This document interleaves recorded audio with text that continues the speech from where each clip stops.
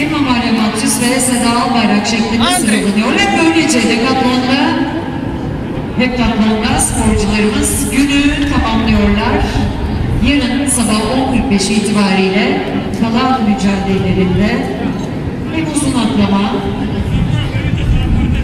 hem 800 metre hem de cirit mücadelesi içerisinde yarışmaya devam edecekler.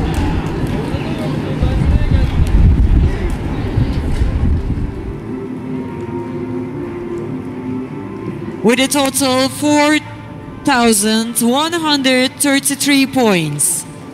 And the silver medalist from Romania, Emma Maria Matyus, with 4,287 points. Congratulations.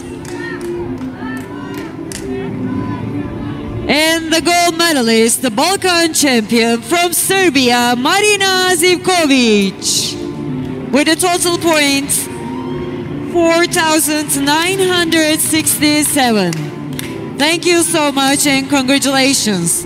They start with 100-meter hurdles, then continue with high jump. After shot put,